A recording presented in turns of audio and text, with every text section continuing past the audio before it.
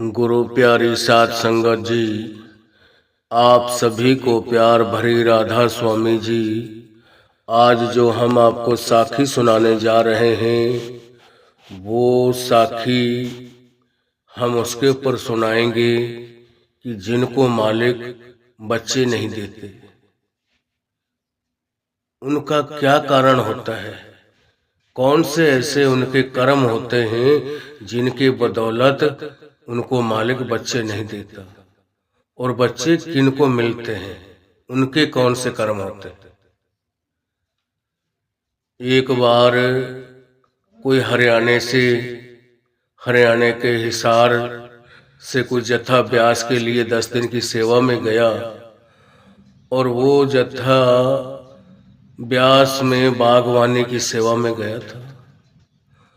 उन वक्तों में हजूर महाराज के घर से जो माता जी थी वो बागवानी की कर्नल हुआ करती थी। जितने भी जहाँ पेड़ लगवाने होते हैं या कहीं पार्क बनाना होता है, जितने भी है इसका जो भी काम होता था उनके अंडर में होता था। वो पास करती थी जहाँ भी क्या करना क्या नहीं करना, कौन से पेड़ लगाने, कहाँ फूल लगाने, कहाँ क्या करना है। तो उस जत्थे के अंदर जब कोई माता जी गई जिसके एक लड़का और एक उसकी बहू, उसके एक बहू बेटे के घर में कोई बच्चे नहीं थे, कोई संतान नहीं थी उनकी शादी को 20-25 साल हो गए। तो वो जत्थे में जो माता जी गई थी वो जो ब्यास में कर्नल थी माता जी हजूर महाराज चरण सिंह के घर से जो थी वो इंचार्ज थी, वहाँ बागवानी सेवा की कर्नल थी।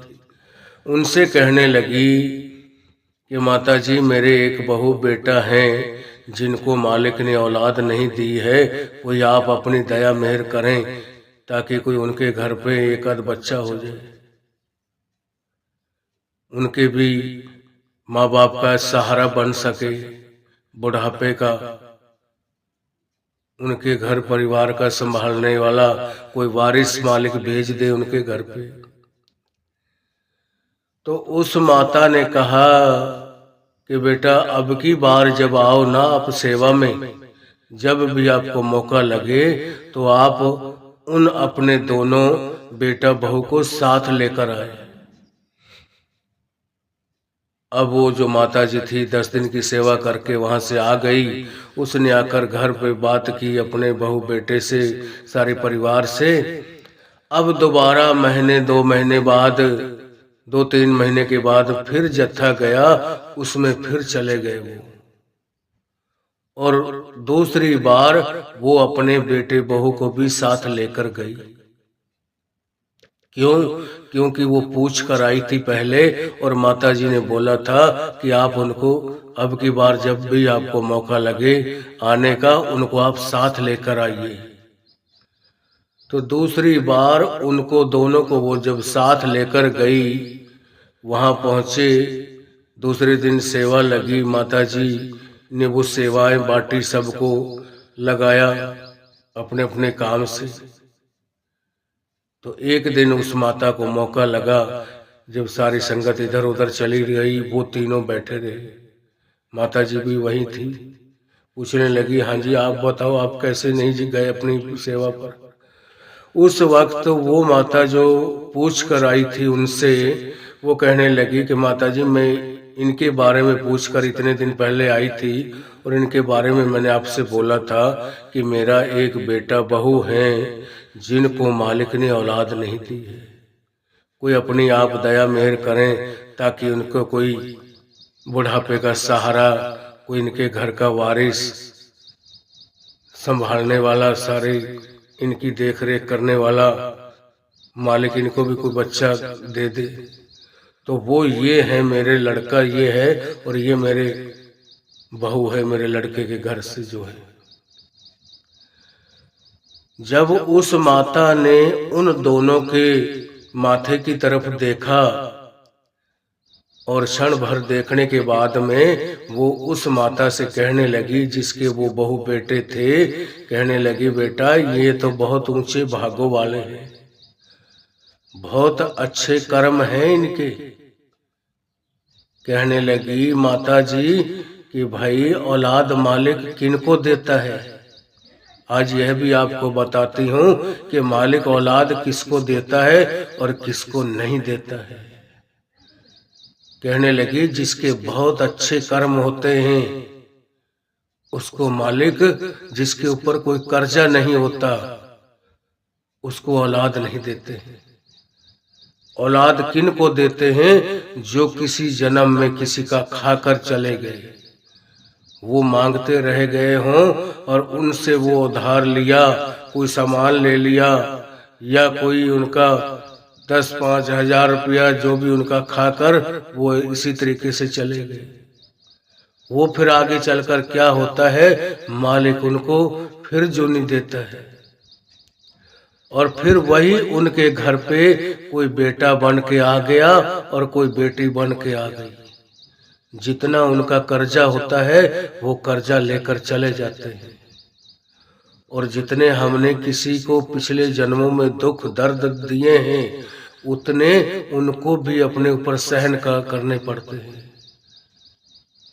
वही जीव जिसके हमने पैसे खाए थे, जिसको दुख परेशानी दी थी, वही उन्हीं के घर पे जन्म ले लेता है और उनको वो इतने दुख कष्ट पहुंचाता है, उनकी इतनी मान हानि करवाता है कि वो दुनिया में मुंह दिखाने लायक नहीं रहते। अपने आप को बड़ी शर्मिंदगी मानते हैं और यह सोचते हैं, यह मालिक के आगे अरदासें करते हैं कि हे परमात्मा, हे कुल मालिक, अगर ऐसी ही औलाद देनी थी तो हमको आप देते ही ना। इससे बढ़िया तो वो था कि आप हमें औलाद ही ना देते। कई दफा औलाद कोई ऐसा कदम उठा लेती है जिससे माँ बाप को इतना नीचा देखना पड़ता है कि वो समाज में सिर उठाकर बात नहीं कर सकते। बेटा हो या बेटी हो, दोनों बराबर हैं। घर की इज्जत जो होती है या माँ बाप की इज्जत वो औलाद बनाती है और किसी की औलाद ही ऐसे निकम्मी निकल गई, हालांकि उसको निकम्मी हमें नहीं कहना चाहिए है, वो तो अपने कर्मों का अपना हिसाब उनसे चुकता करते हैं। उन्होंने उनको किसी जन्म में दुख दिया होता है, बड़े परेशान किया होता है, इसलिए वो आते हैं। तो जब उस माता ने कहा कि बेटा औलाद मालिक उनको देता है जो पिछले जन्मों के कर्जाई होते हैं, जिनके ऊपर पिछले जन्मों का भार होता है, कर्ज होता है, सिर पे बोझ होता है, किसी का लेकर वो मर जाते हैं, उनके घर पे वही फिर वो आते हैं अपना कर्ज लेने के लिए। बेटा बन के आ गई, कोई बेटा बन के आ गया। और ये तो बहुत पवित्र, बहुत ऊंची सूची रूहें हैं जिनको मालिक इन बंधनों में नहीं पड़ने देता। सिर्फ उनसे कौन सा काम नहीं होता, एक मालिक की भजन बंदगी, वो पूरा काम नहीं होता जिसके लिए उनको दोबारा इस महतलोक में भेजा जाता है। मगर इस बात का पता कब चलता है, जब वो भजन सुमरन की इतनी कमाई करें, अपने ख्याल को 9 द्वारों में से निकालकर 10वें में प्रवेश करें, अपनी सुरत को अंदर शब्द के साथ जोड़े, तब जाकर उनको पता चलता है कि असल क्या है, वो वजह क्या थी, क्यों मालिक हमें इन बंधनों में नहीं फंसने देना चाहते थे। उस वक्त उनको जब हकीकत का पता चल जाता है तो वो शुक्र शुक्र शुक्र करते हैं कि वाह मेरे मालिक, शुक्र है आपका, हमको बहुत अच्छा किया है। तो ये उनके ऊपर भार होता है, किसी जन्मों का लेन देन का हिसाब होता है जो औलाद बनकर उनके घर पे आते हैं। एक दफा का वृतांत है, कोई औरत हजूर के पास आया करती थी कि हजूर मेरे को तो नामदान मिला हुआ है और मेरा पति शराब पीता है और मेरे को बड़ा मार पिटाई करता है, मेरा बहुत हालत खराब है, मैं क्या बताऊं, बयान नहीं करके बता सकती। इतना मेरे को दुख कष्ट पहुंचाता है और परेशान करता है, मार पिटाई करता है। आप अपनी दया मेहर करें ताकि वो सुधर जाए, उसको भी नाम दान मिल जाए। तो बाबा जी उस औरत से कहने लगे कि कोई बात नहीं बेटा, वक्त आने पर वो भी सुधर जाएगा, मालिक दया मेहर करेंगे, वो भी सुधर जाएंगे। तो वो बेचारी फिर अपने घर वापस चली गई। अब कुछ दिनों के बाद में, महीना 2 महीनों के बाद में फिर से दोबारा आई और फिर उन्होंने वही बात महाराज जी के आगे रखी कि बाबा जी उनका तो वही कारनामा है, वही उनके सारे काम हैं, ना वो शराब छोड़ता है और मेरे को भी गाली गलौज करता है, मार पिटाई करता है, मैं बड़ी दुखी हूँ। बाबा जी कोई अपनी दया मेहर करें ताकि वो सुधर जाए, वो भी आपकी सेवा में, आपके नाम भजन में लग जाए ताकि हमारी जिंदगी बदल जाए। मैं इतनी दुखी हूँ हद से ज्यादा। फिर बाबा जी ने उनसे कहा, उस औरत से, कि कोई बात नहीं बेटा, ठीक हो जाएगा, वो कुछ वक्त और है, आपकी ये मुसीबत की घड़ी यह भी निकल जाएगी। अब वो बेचारी फिर चली गई कि चलो बाबा जी ने कहा है ठीक हो जाएगा। फिर जब गई तो उसका वही हाल, सुबह से घर से निकल जाना, शाम को पी खा कर आना, घर पे पैसा धेला कोई होता वो भी मार कुटाई करके ले जाना उनसे, और शराब कबाब के नशों में सब कुछ खत्म कर देता था। और घर पे आता तो वो फिर अपनी औरत को मार पिटाई करता, उनके साथ गाली गलौज करता, बहुत गलत व्यवहार करता। बड़ा परेशान, बड़ा दुखी थी वो औरत। जब 2 बार बाबा जी से मिली, बाबा जी ने कहा कि वो बेटा कोई बात नहीं, वो ठीक हो जाएगा। और तीसरी बार भी उसके वही कारनामे, उसी तरीके से वो रहा, उसने कोई बदलाव नहीं हुआ। तो फिर महीने 2 महीने के बाद फिर बाबा जी के पास गई ब्यास में और फिर हुजूर से मिली। कहने लगी बाबा जी मैं तो बड़ी दुखी हूँ, या तो आप मेरे को उठा लो या उसको सुधार दो। तो पता है बाबा जी ने उस औरत से क्या कहा? कहने लगे बाबा जी कि बेटी वो तेरे को आपको रोटी देता है नहीं देता? कहने लगी कि हाँ बाबा, खाने से तो मना नहीं करता है, खाना तो मेरे को दोनों वक्त देता है। तो बाबा जी ने बताया कि बेटा इसी में शुक्र मना, उस मालिक का, अपने सतगुरु का इसी में शुक्र मना कि तेरे को 2 वक्त का खाना मिल रहा है। कोई ऐसा वक्त था तूने इसको खाना तक नहीं दिया, बेचारा आपके डर से या खेतों में भूखा ही सो जाया करता था। जबकि यह बातें जल्दी से बाबा जी बताते नहीं, जब वो ऐसी घड़ी आ जाती है कोई, तो बाबा जी कोई अंतर की बातें भी खोलकर बता देते हैं कि ये वजह क्या है, क्यों आप परेशान हो, क्यों ये इतना आपको दुखी कर रहे हैं। तो उस वक्त बाबा जी ने उस औरत को बताया कि बेटी पिछले जन्म की तो इसकी सौतेली माँ थी, इसकी माता गुजर गई थी, अभी ये 4-5 साल का बच्चा था और इसकी माँ मालिक के घर चली गई, तो इसके पिता ने दूसरी औरत कर ली, वो आप थी।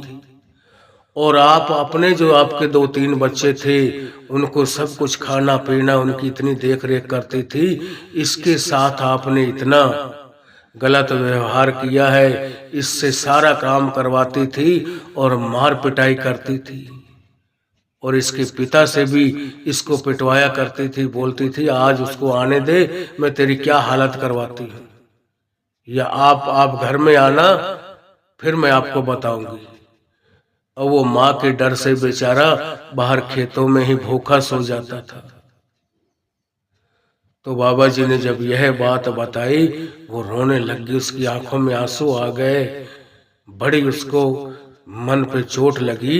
बाबा जी ने जब यह बात कही कि बेटा ये तेरे ही किए हुए कर्म हैं, कोई किसी की ताकत नहीं, कोई किसी को परेशान करे।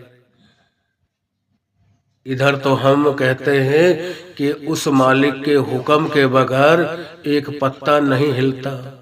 जब एक पत्ता नहीं हिल सकता तो इस आदमी की क्या औकात है, क्या ताकत है जो आपको यह गाली गलौज करे या आपके ऊपर मार पिटाई करे, आपके ऊपर हाथ उठाए।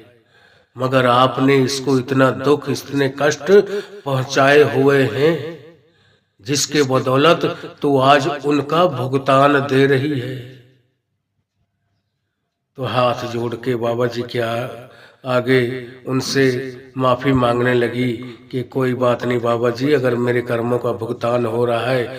तो बाबा जी ने कहा बेटा कोई बात नहीं, कुछ दिन आपके और रह गए हैं, यह सुधर जाएगा और आपसे ज्यादा सेवा करेगा, भजन सुमरन में लगेगा।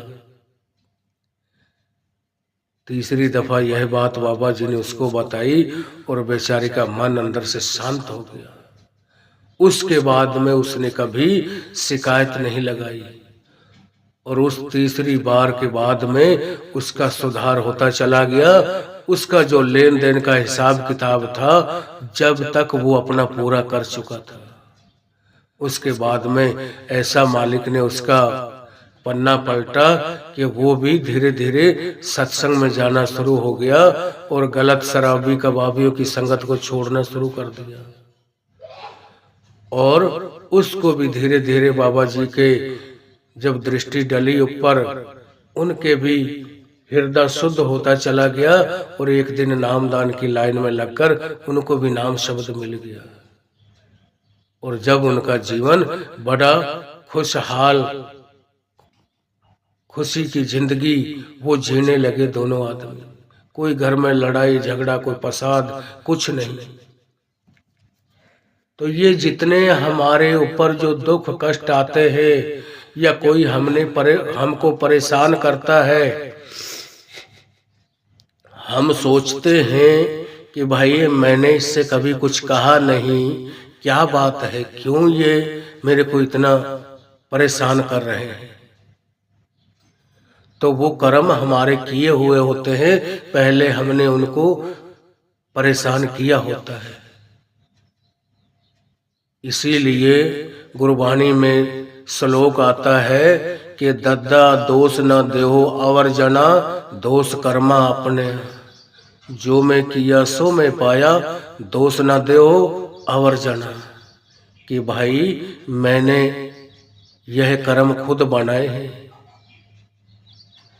यह कांटे मैंने खुद बोए हैं और ये मेरे को ही लगेंगे। जो किसी के लिए खड्डा खोदता है ना, मालिक उसको तो बचा देता है, और जो किसी की लिए खड्डा खोदता है वो उसी में खुद गिरता है। इसीलिए 10वें गुरु जो थे सिखों में, जो 10 गुरु हुए हैं, गुरु गोविंद सिंह नाम के, उन्होंने अपनी वाणी में फरमाया है कि साच कहूं सुन लेहो सभी, जिन प्रेम कियो तिन ही प्रभ पायो। और फिर उन्होंने उनके ऊपर कहा है कि अगर हम किसी का बुरा करेंगे, बुरा सोच रखेंगे किसी के बदौलत, तो उसका बुरा तो हो या ना हो, मगर हमारा बुरा होना जरूर तय है, हमारा होगा ही होगा। इसीलिए उन्होंने कहा है, जो तो को कांटा बोए वाको बोए तो फूल, तो है फूल को फूल है वाको में त्रिशूल। कि भाई जो तेरे रास्ते के आगे से कांटे बोता है, तेरे को दुश्मन की नजर से देखता है, तो क्या काम कर, तेरे ऊपर अगर मालिक की कोई अपने सतगुरु के हुक्म में भाने में रहता है तो उसके रास्ते के आगे से फूल बो। जो तो को कांटा बोए वाकू बोए तो फूल, तोहे फूल को फूल है वाको में त्रिशूल। कि जो हमारे रास्ते के आगे से कांटे बोता है वो कांटे उसी को त्रिशूल बनकर चूल्हे चुभेंगे। तोहे फूल को फूल है कि हमको तो फूलों के बदले फूल ही मिलेंगे। तो जो जैसा कर्म करता है, जो कर्मों के मुताबिक सब कुछ हमें मिलता है। अब हम आते हैं कि मालिक ने कईयों को औलाद दी और वो औलाद सुनती बोलती नहीं, ना तो उनको सुनाई देता है और ना ही वो बोल पाते हैं। उनके ऐसे कौन से कर्म होते हैं जिनके बदौलत उनको सुनते बोलते नहीं वो। आज हम उसके ऊपर भी बताएंगे आपको। जिनको सुनता नहीं है उनके बारे में संत चरणदास महाराज की किताब में लिखा हुआ है कि जो काहू का अन्न चुराए होए बहरा सुना न जाए। अन्न का मतलब अनाज की चोरी की हो किसी के घर में घुसकर उसका जो अनाज रखा है उसकी चोरी करने के लिए गया हो दबे पैरों से कि ना मेरे पैरों की आवाज आए और ना ही मैं चुपचाप शांति से कोई आवाज कोई शोर नहीं होने देता। अगले जन्म में उसको किसी की भी पैरों की या किसी की बोली की आवाज समझ नहीं आती। उसके कानों से बहरा होता है और जबान से भी बोल नहीं पाता। क्यों? वो चुपचाप से अपने सांस को भी इतना उससे लेता है कि धीरे से पता ना चल जाए इसको। और वो घर परिवार वाले सोए रहते हैं, उनके घर से अनाज पानी जो होता है वो सब कुछ निकाल कर ले जाता है। जो काहू का अन्न चुराए होए बहरा सुना न जाए। अब दूसरे नंबर पे हम आते हैं जिनके हाथ पैर मारे हुए होते हैं, जिनके हाथ पैरों में पोलिया हो जाता है। हम कहते हैं कि इनको पोलिया हो गया। किसी का हाथ मारा हुआ होता है और किसी का ये कमर के नीचे नीचे दोनों पैर काम नहीं करते, अपने आप चल नहीं पाता। वो बैसाखियों के बल कोई चलेगा। किसी का एक पैर मारा हुआ होता है, किसी के दोनों पैर मारे हुए होते हैं, अपंग होते हैं। उन्होंने ऐसे कौन से कर्म किए होते हैं जिनके बदौलत उनको यह सजा मिलती है। तो उनके बारे में भी अगली लाइन में लिखा हुआ है कि साधु जिन पैरों मारे जनमत पिंगल भय बिचारे। अब जो साधु का भेष करके वो बाना पहनकर दिन को सारे दिन मांगता है और शाम को कुछ घर परिवार वालों को दिया थोड़ा बहुत, बाकी ठेके पे जाकर शराब पीकर पड़ा रहता है। मगर उसकी जो सजा है, उसने संतों वाला बाना पहनकर वो गलत काम कर रहा है, उसकी सजा तो उसको मालिक ही देते। हमारा और आपका क्या फर्ज है? हम उनको क्यों परेशान करें? तो ऐसे आदमियों को जो इंसान थप्पड़ मारता है अगले जन्म में उसका वो हाथ मारा हुआ होता है। जो उनको ठोकर मारते हैं पड़े हुओं को, उनके अगले जन्म में कमर से नीचे नीचे दोनों पैर मारे हुए होते हैं, अपने पैरों पर चल नहीं सकता। साधु जिन पैरों मारे जनमत पिंगल भय बिचारे, कि वो जन्म से ही पिंगले होते हैं, हाथ पैर मारे हुए होते हैं उनके। उन्होंने यह कर्म किया होता है। हर काम के पीछे कोई ना कोई रीजन होता है, कोई ना कोई वजह होती है। मालिक ऐसे ही नहीं किसी को कोई भी सजा देते। आज हमारी औलाद है, हम क्या उसको कहेंगे कि वो अपंग हो जाए, अपाहिज हो या गूंगा बहरा हो जाए, इसको सुनाई ना दे, ना ये बोल पाए। या किसी का बच्चा अंधा हो जन्म से ही, माँ बाप सोचेंगे ऐसा? मगर कर्म उन्हीं के किए हुए होते हैं जिनकी बदौलत उसको वो सजा भोगनी पड़ती है। कर्म हम खुद करते हैं। तो इसी के चलते चलते आज मैं एक वृतांत आपको बड़े हजूर महाराज सावन सिंह जी का सुनाऊंगा। कर्मों का कैसे हमें भुगतान देना पड़ता है, चाहे हम हंसकर दें और चाहे रोकर भुगते, हमें भुगतना पड़ेगा जरूर, उनसे कोई बच नहीं सकता। हम समझते हैं कि पता नहीं यह शरीर छोड़ देंगे, यह शरीर जब हमारा अग्नि के सपुर्द हो जाएगा तो हमारे कर्म भी जल जाएंगे, सब कुछ राख हो जाएगा, मगर कर्म किसी के जलते नहीं है। जलता है तो यह सिर्फ शरीर जलता है। किसी का मिट्टी में दबकर मिट्टी बन जाता है और किसी का अग्नि के सपुर्द होकर वो राख की चुटकी बन जाता है। मगर उसमें हम सोचे कि हमारे सब कर्म खत्म हो गए या सब जलकर राख हो गए, ऐसा कुछ नहीं है। कर्मों का भुगतान फिर भी देना पड़ता है हमें। इसी तरीके से कोई हजूर महाराज सावन सिंह का कोई जिज्ञासु था, उनसे उनको नामदान की बख्शिश हो रखी थी। अब एक दिन वो कहीं दूर चला गया कोई सामान लेने के लिए, क्यों आज तो बहुत फैक्ट्री एरिया है, इतना बहुत ही ज़्यादा जनसंख्या बढ़ी हुई है, बीच में जगह खाली नहीं होती। उन वक्तों में जंगलात हुआ करती थी और जो वो गांव भी पड़ते थे 10-15 किलोमीटर से पहले कोई गांव नहीं हुआ करता था, ना कोई शहर होता था जहाँ से थोड़ा बहुत हम राशन पानी घर के लिए ले आते हैं, दाल चावल आटा, कोई बाजार नहीं हुआ करते थे। तो कहीं दूर से जाकर वो 10-12 किलोमीटर दूर गांव पड़ता था, वहाँ छोटा बाजार भी था कि मैं आज अपने घर परिवार वालों के लिए कुछ जो थोड़ा तेल साबुन है, जो भी सामान घर का होता है मैं लेकर आता हूँ। और जब उस सामान को लेकर वो वापस आ रहा था तो रास्ते में जंगल का रास्ता पड़ता था, पूरा कोई होता नहीं था नजदीक।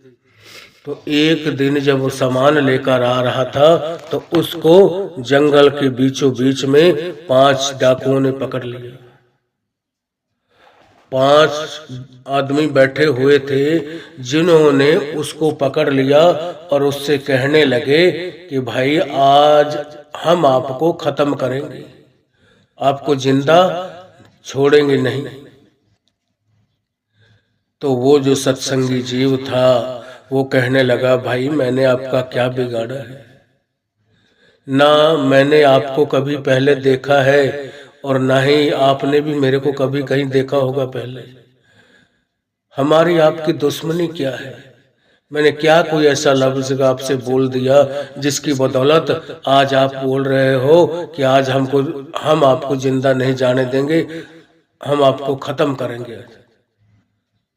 तो जब वो इंसान, वो सत्संगी काफी मिन्नत तरले करने लगा, उनके आगे हाड़े करने लगा, सब कुछ कहने के बावजूद उन्होंने कहा कि भाई कुछ भी है, चाहे तो कुछ भी कहे, मगर हम आज आपको जिंदा जाने नहीं देंगे, आज हम आपको खत्म करके ही रहेंगे। तो बड़ा दुखी मन से बड़ा दुखी हुआ, सोचने लगा, कहने लगा उनसे, भाई ये मेरे पास सामान है, अगर आपको सामान लेना सामान ले जाओ, मैं तो ऐसे खाली चला जाऊंगा, जैसे हमारा टाइम पास होगा हम कर लेंगे।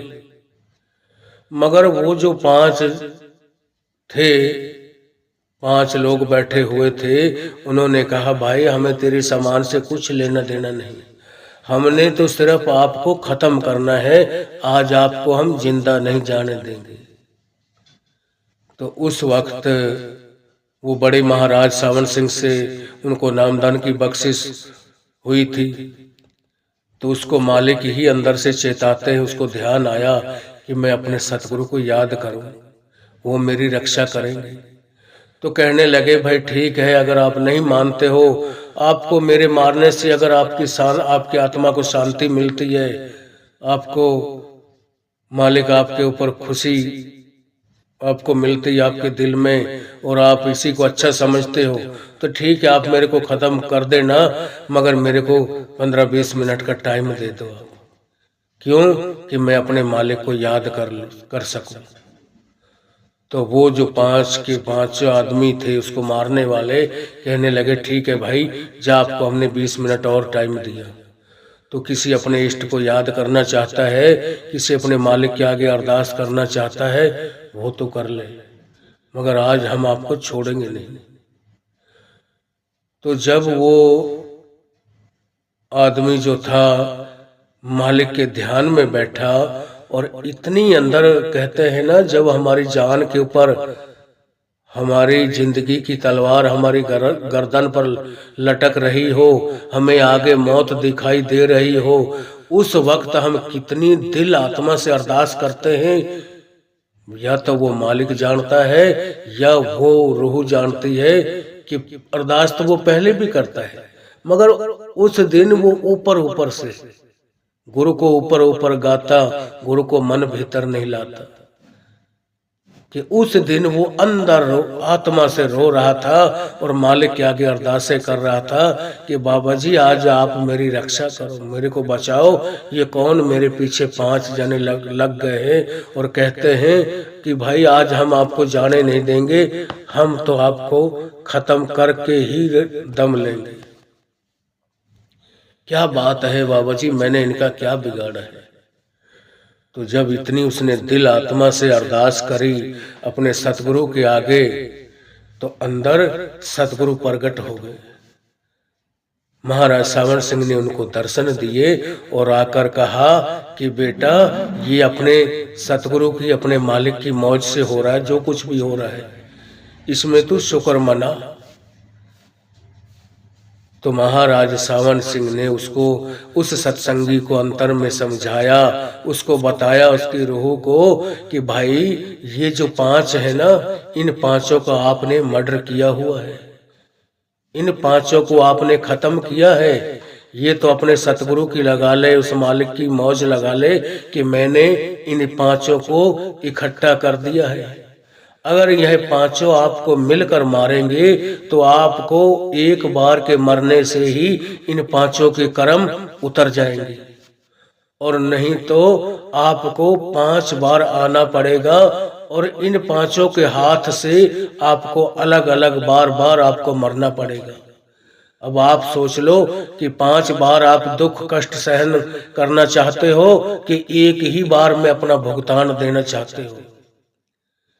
तो जब अंदर सतगुरु प्रकट हो जाए, सतगुरु अपने मुख से यह बात कहे कि बेटा आपने इनका 5 का मर्डर आपने किया हुआ पिछले जन्मों में, ये तो तू अपने सतगुरु की दया मेहर समझ कि मैंने कितना कम कर दिया है, सूली का सूल बना दिया है, इन 5 को एक जगह इकट्ठा कर दिया है ताकि तू हमारा सेवक है, हमारा बच्चा है।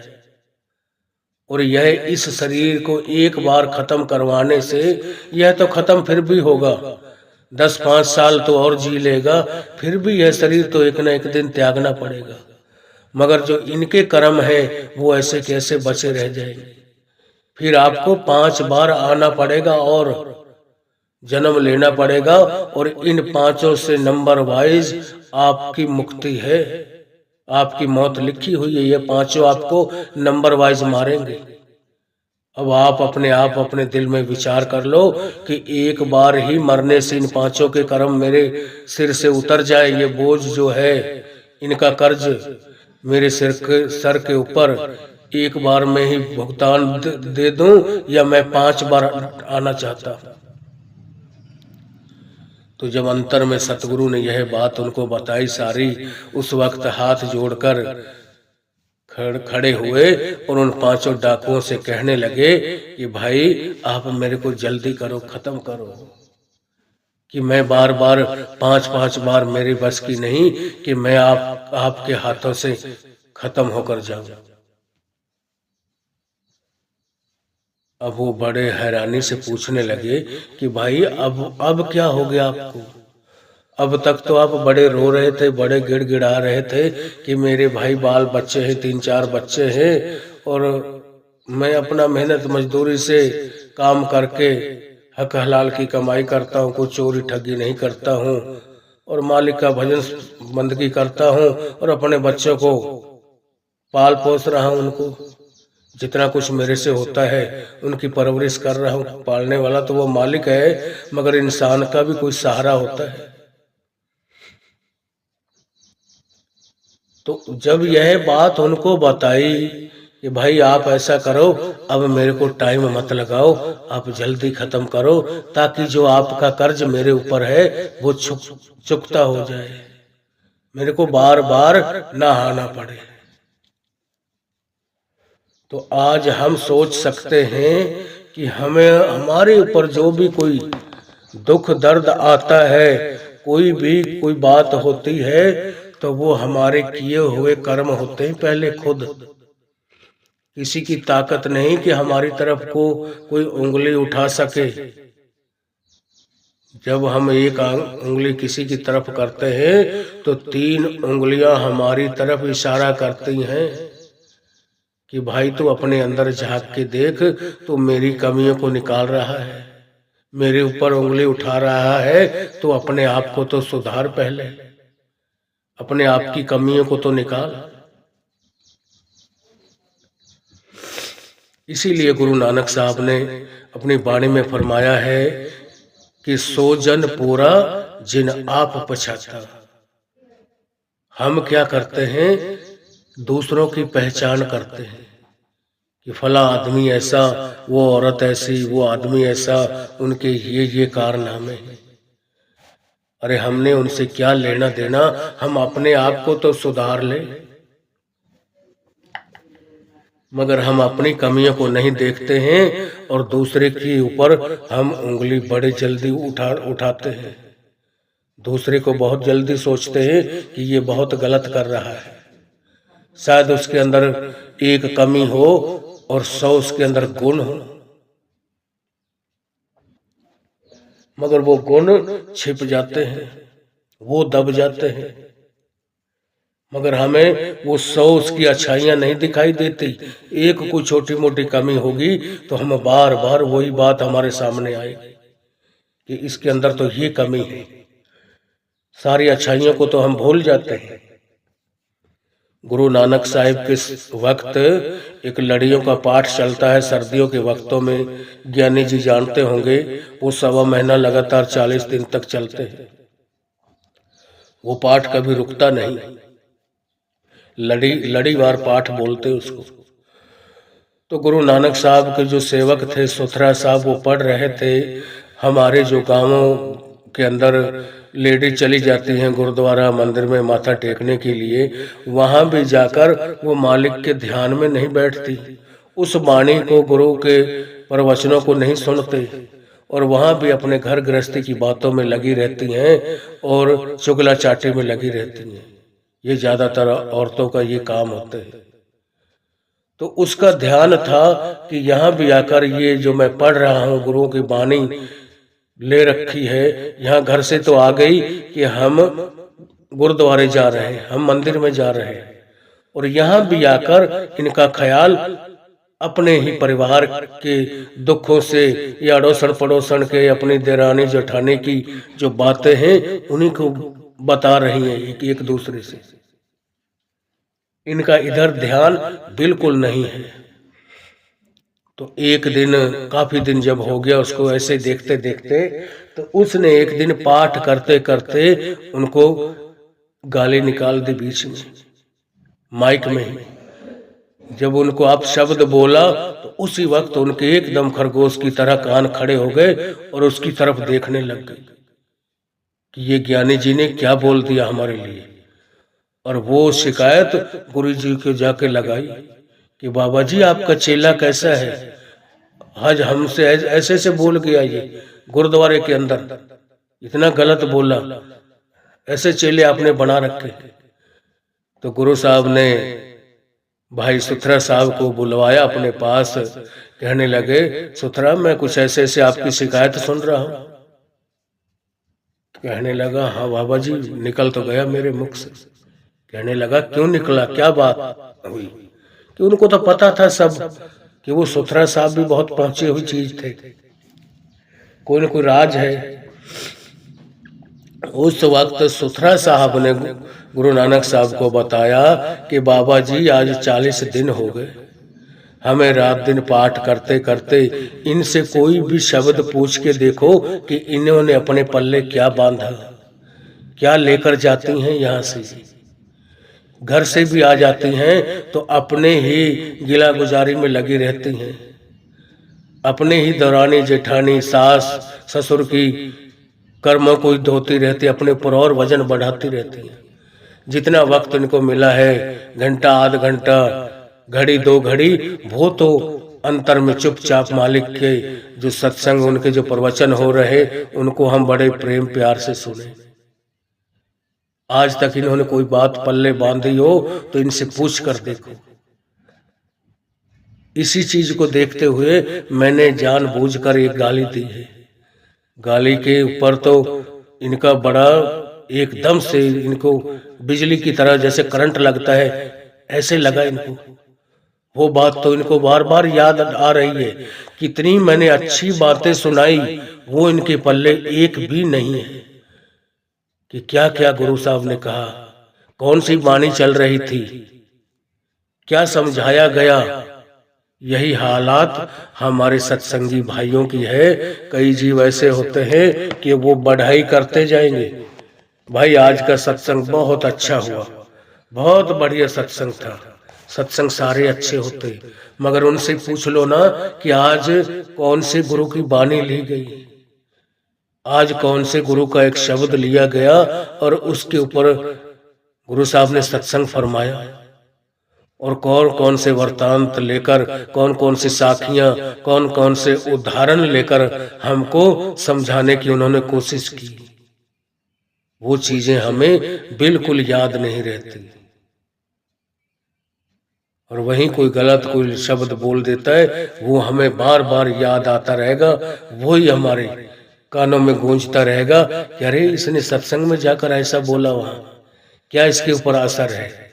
अरे हम दूसरे की तरफ उंगली उठाने से पहले हम अपनी तरफ तो झांक कर देखें कि हमने क्या पल्ले बांधा, हम भी तो उसी के साथ के हैं। उसके बोलने का पता नहीं क्या कारण था, क्या वजह थी, क्यों उसने यह बात की।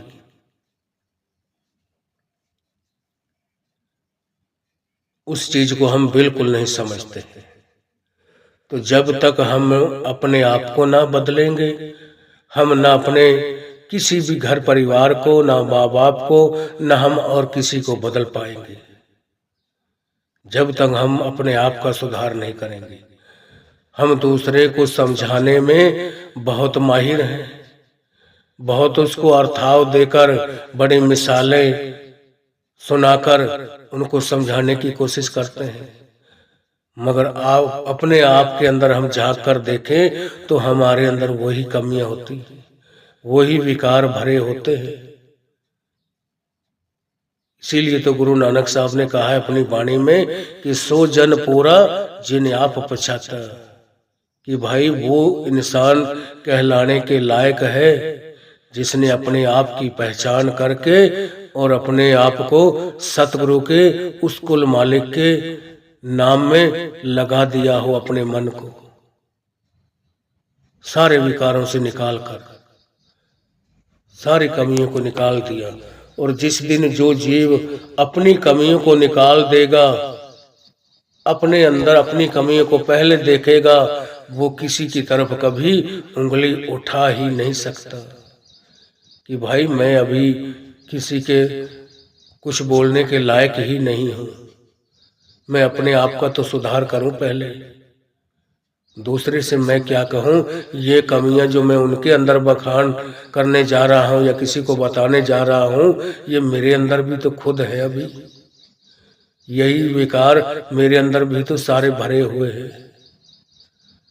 तो असर किसका होता है? जो अपने अंदर से खुद की कमियों को आप पहले निकालते हैं, तब जाकर आगे किसी को जो भी उनको बात को जो भी वचन बोलेंगे, उनके वचनों का प्रभाव होगा, असर पड़ेगा, दूसरे के ऊपर इफेक्ट होगा।